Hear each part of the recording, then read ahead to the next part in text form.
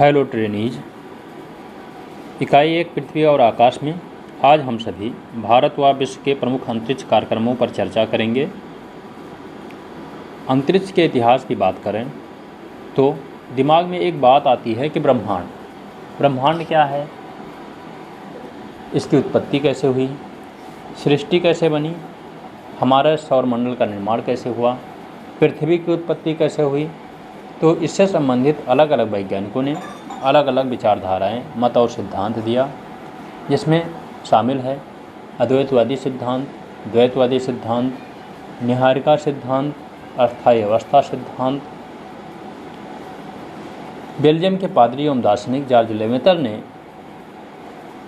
ब्रह्मांड की उत्पत्ति से संबंधित महाविस्फोट सिद्धांत दिया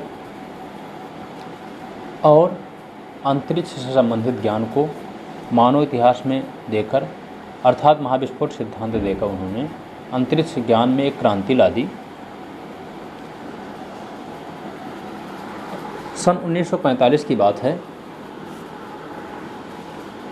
वैज्ञानिक आर्थर क्लार्क, जिन्हें अंतरिक्ष लेखक या कल्पनाओं का लेखक भी कहा जाता है, ने बताया कि पृथ्वी के बाहर कहीं कोई संकेत भेजा जाए तो संभव है कि वो संकेत हमें अन्य क्षेत्रों में भी प्राप्त होंगे। ये पहले व्यक्ति थे जिन्होंने बताया कि यदि तरंगों या संकेतों को प्रेषित किया जाए तो ब्रह्मांड में कोई ऐसी चीज़ अवश्य होगी जो पूरे विश्व में इसे फैला देगी।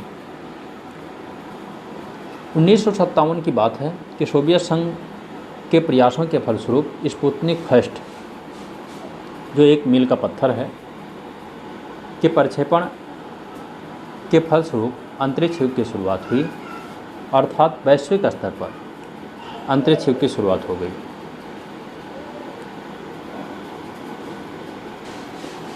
सबसे पहले हम भारत के अंतरिक्ष कार्यक्रम पर चर्चा करते हैं। भारत के अंतरिक्ष कार्यक्रम में जानने के लिए कुछ बिंदुओं पर फोकस करना अति आवश्यक है, जिसमें शामिल है इतिहास, अर्थात अंतरिक्ष कार्यक्रम से संबंधित इतिहास। दूसरा, अंतरिक्ष केंद्र या संस्थाएं। तीसरा, प्रक्षेपण यान। चौथा, प्रमुख उपग्रह एवं उपलब्धियाँ। 1950 के आसपास जब अमेरिका और रूस में अंतरिक्ष कार्यक्रमों को लेकर एक होड़ लगी हुई थी, एक प्रतियोगिता थी, तो अन्य देशों का भी अंतरिक्ष के प्रति आकर्षण बढ़ा, जिससे भारत भी अछूता नहीं रहा। 1950 के समय परमाणु विभाग के अंतर्गत भारत में अंतरिक्ष प्रौद्योगिकी की शुरुआत हुई, जिसका उद्देश्य नाभिकीय क्षेत्र में भारत को अग्रणी बनाना था। लेकिन डॉक्टर विक्रम साराभाई का ध्यान अंतरिक्ष की तरफ बहुत ज़्यादा गया और वे चाहते थे कि भारत भी इस क्षेत्र में आगे बढ़े, और उन्हीं के अथक प्रयासों से एक ऐसी कमेटी का निर्माण हुआ जिसका नाम था, यानी 1962 में एक ऐसी कमेटी का निर्माण हुआ था जिसका नाम था इनको स्पार, INCOSPAR, जिसका पूरा नाम था Indian national council on space research. ये पहली ऐसी समिति थी जो इस बात का ध्यान देने के लिए बनाई गई थी कि भारत स्पेस टेक्नोलॉजी में किस तरह से आगे बढ़ेगा।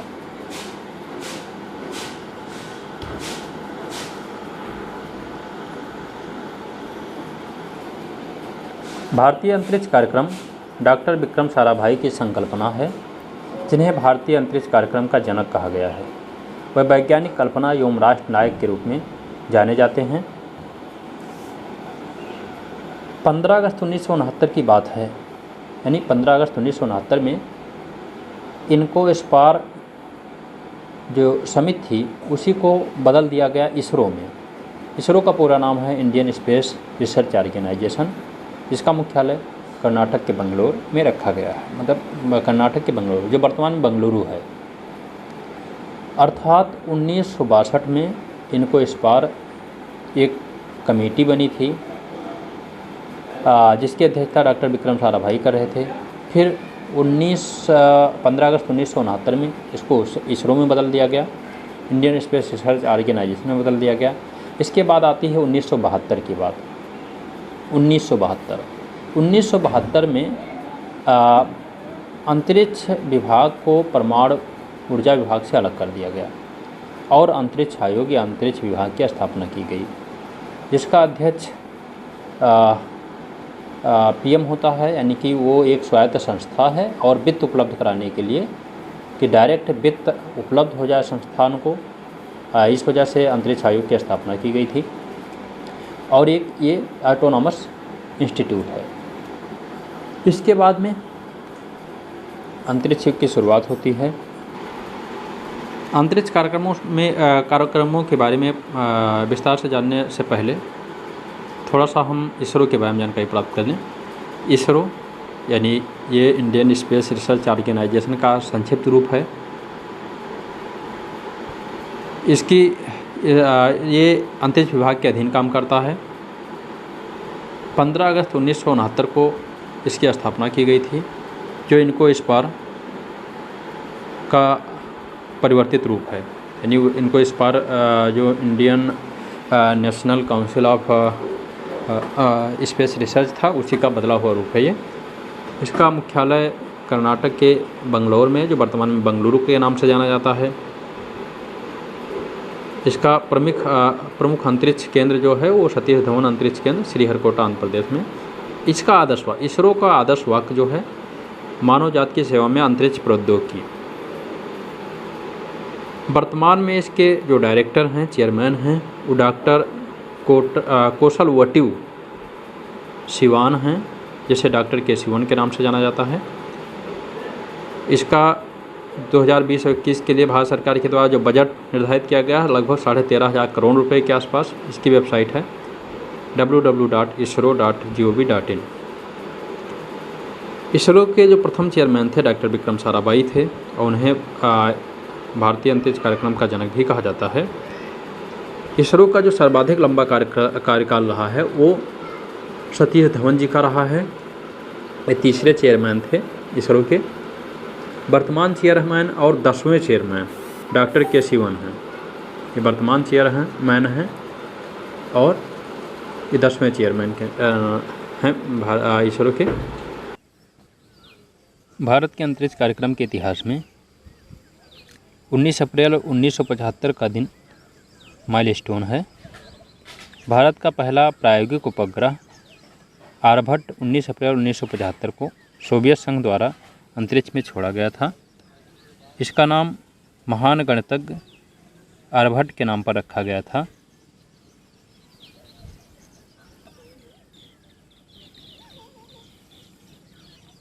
आर्यभट्ट अंतरिक्ष में 5 दिन बाद काम करना बंद कर दिया था, लेकिन यह भारत के लिए अपने आप में बहुत बड़ी उपलब्धि थी। आर्यभट्ट को संदेश देने के लिए उस समय इस तरह के एंटीना बनाए गए थे। 2 रुपये के नोट पर आर्यभट्ट उपग्रह को छापा गया है। 1975 के बाद 1979 की बात आती है। 7 जून 1979 को भारत का दूसरा उपग्रह, जो रिमोट सेंसिंग उपग्रह था, भास्कर, जो 445 किलो का था, पृथ्वी की कक्षा में स्थापित किया गया था। रिमोट सेंसिंग उपग्रह ये एक ऐसे उपग्रह जो 2 प्रकार के, एक रिमोट सेंसिंग उपग्रह, दूसरा दूरसंचार उपग्रह।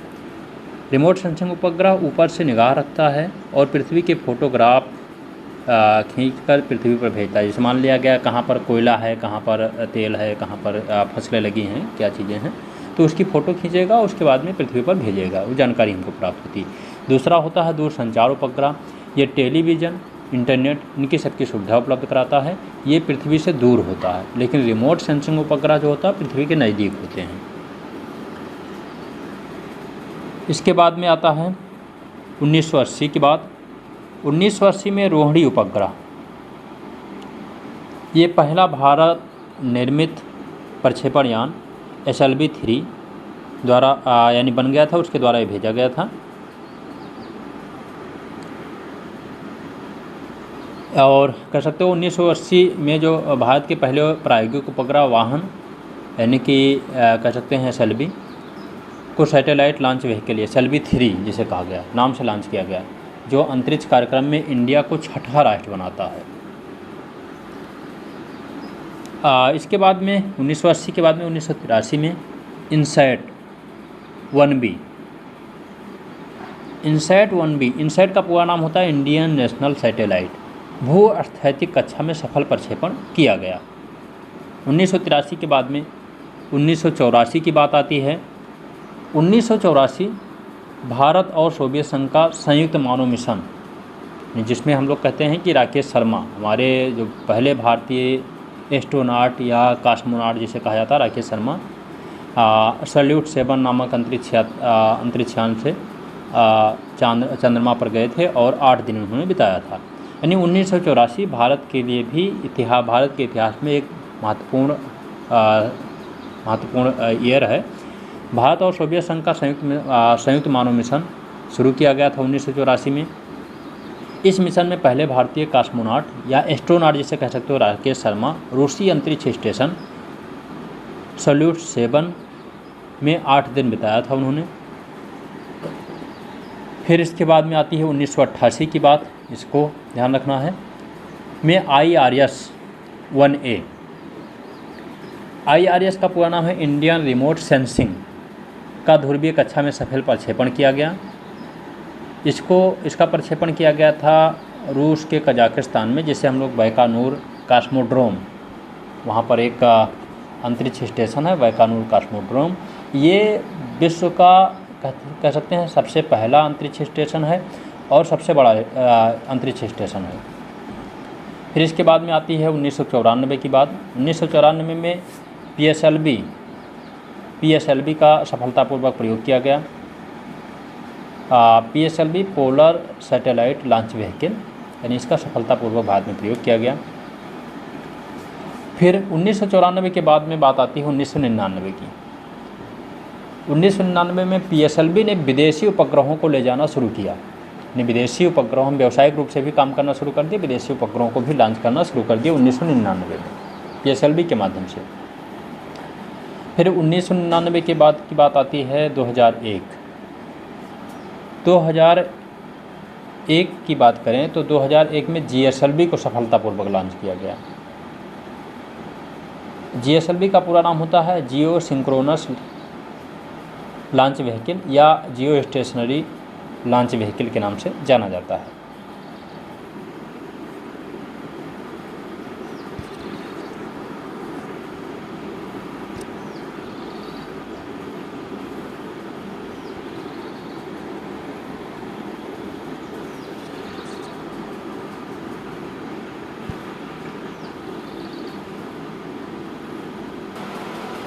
बाईस अक्टूबर 2008 चंद्रयान फर्स्ट का सफल प्रक्षेपण किया गया। यह एक ऐसा उपग्रह था जो पृथ्वी के अलावा किसी अन्य खगोलीय पिंड पर पहली बार भारत के द्वारा भेजा गया था।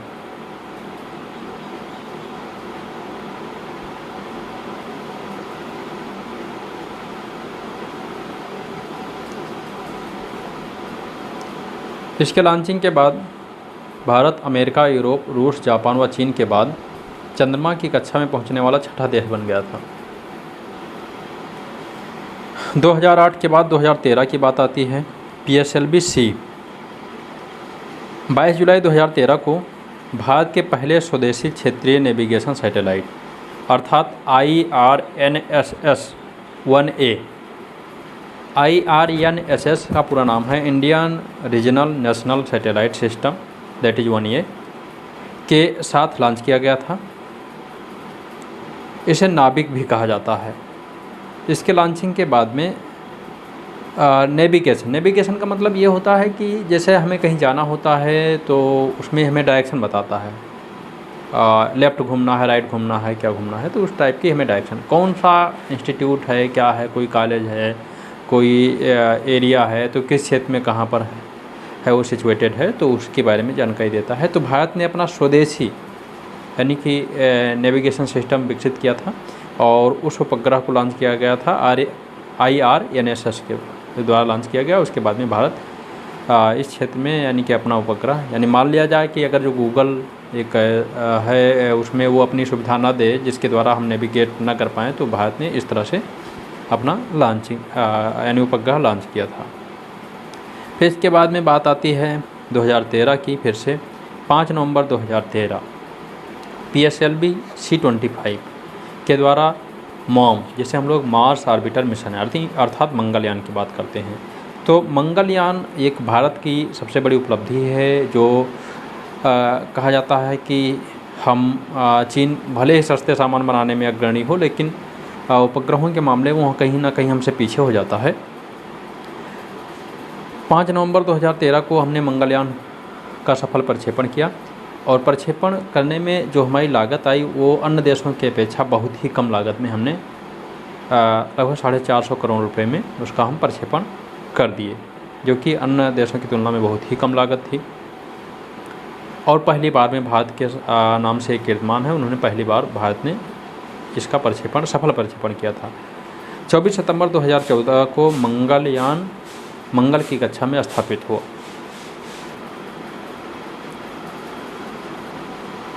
मंगलयान के बाद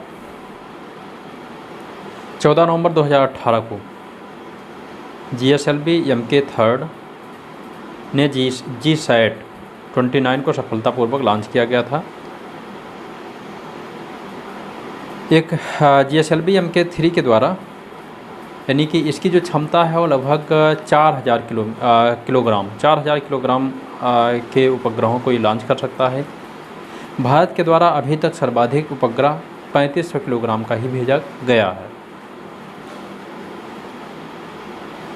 5 दिसंबर 2018 को GSAT-2 भारत का सबसे भारी संचार उपग्रह यूरोप के फ्रेंच गुयाना से प्रक्षेपित किया गया था, जिसका वजन 5854 किलोग्राम है। अर्थात इसे जो GSAT-2 था अर्थात जो भारत का संचार उपग्रह है, इसे यूरोप के स्पेस सेंटर से प्रक्षेपित किया गया, और इसका ये कारण था कि भारत के पास इतनी क्षमता, केवल 4000 किलोग्राम की क्षमता ही है जिसको वो प्रक्षेपित कर सकता है। इसके बाद 22 जुलाई 2019 की बात आती है।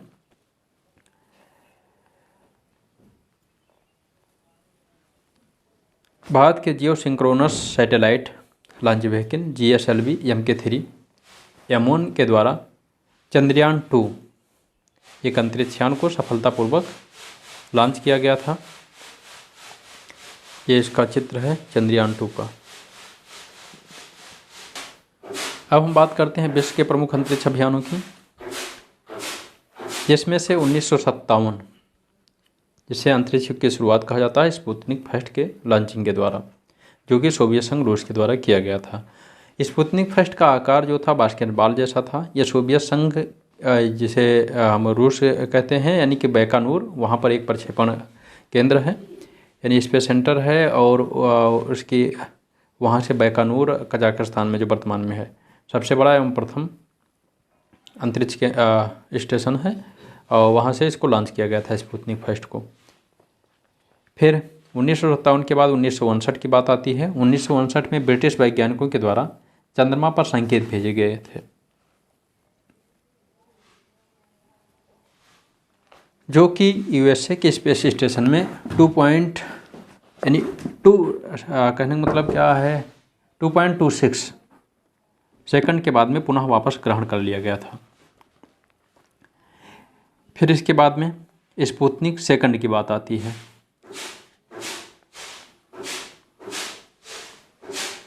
स्पुतनिक सेकंड में लाइका नाम की कुतिया को भेजा गया था। लाइका नाम की एक कुतिया थी, यानी कि मनुष्य का ये था, उसमें यह सोच थी कि किसी जीव को भेजा जाए, मनुष्य को भेजा जाए।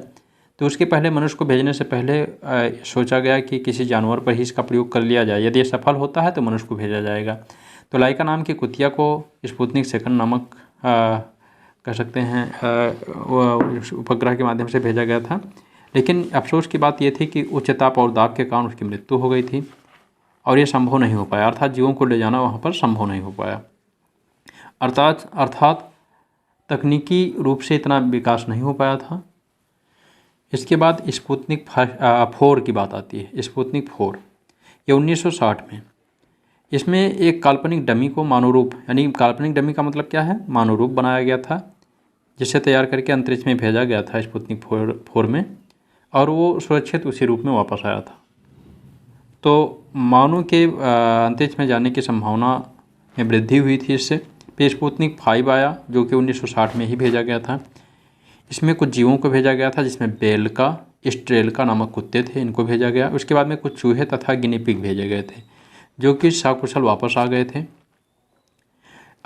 इनके सकुशल वापस आने के बाद में मानव के या किसी जीवित जीव अर्थात कह सकते हैं मनुष्य को अंतरिक्ष में जाने की संभावना बहुत ज़्यादा बढ़ गई थी। फिर ओस्टोक 4 आता है, 1961 की बात आती है। 1961 में ओस्टोक 4 मेजर यूरी गागरिन, जो भी एक मील का पत्थर है, अंतरिक्ष के इतिहास में एक मील का पत्थर है। मेजर यूरी गागरिन अंतरिक्ष में जाने वाली प्रथम ये व्यक्ति बने थे।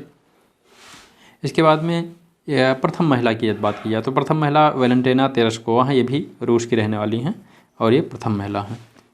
फिर स्पुतनिक 6 की बात आती है, अर्थात स्पुतनिक जो है, स्पुतनिक एक सीरीज है, उपग्रहों की एक सीरीज है, यानी स्पुतनिक 1, 2, 3, 4, 5, 6 है ना, इस तरह से सीरीज। तो स्पुतनिक 6 की बात की जाए तो स्पुतनिक 6 में चेल्का और मुस्का 2 जीव, यानी चेल्का और मुस्का नाम के 2 जीव भेजे गए थे जो तकनीकी खराबी होने के कारण उनकी मृत्यु हो गई थी। अर्थात तकनीकी रूप से हम अभी भी उतना ज़्यादा विकसित नहीं हो पाए थे, तकनीकी खामियां थीं। फिर इसके बाद में स्पुतनिक 9 और 10 में मानव डमी को और कुछ रेडियो उपकरण को भेजे गए थे वहाँ पर। फिर इसके बाद में हम लोग बात करते हैं जुलाई 1969 अपोलो 11 अमेरिका द्वारा भेजा गया था। पहली बार चंद्रमा पर मानव सहित कोई यान उतरा था। नील आर्मस्ट्रांग इसके कमांडर थे। इसके अलावा बज एल्ड्रिन, ऐसे ये दूसरे व्यक्ति थे जिन्होंने चंद्रमा पर अपना कदम रखा था। यानी कि अपोलो 11 में 3 अंतरिक्ष यात्री गए थे, जिसमें से नील आर्मस्ट्रांग इसके कमांडर थे। सबसे पहले इन्होंने चंद्रमा पर कदम रखा। दूसरे व्यक्ति थे बज एल्ड्रिन, जिन्होंने चंद्रमा पर अपना कदम रखा। तीसरे व्यक्ति थे माइकल कॉलिंस, जो उस यान में ही बैठे रहे, इन्होंने उस पर यानी कि चंद्रमा पर नहीं उतरे थे। इसके बाद में कुछ और चर्चा कर लेते हैं हम। चांद पर जाने वाले पहले व्यक्ति के बारे में हम जान रहे हैं, नील आर्मस्ट्रांग हैं। और पहले भारतीय कौन हैं? राकेश शर्मा अंतरिक्ष में जाने वाले हैं।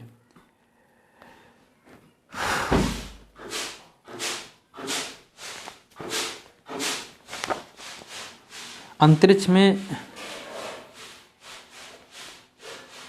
जाने वाली पहली महिला वेलेंटिना तेरेस्कोवा हैं।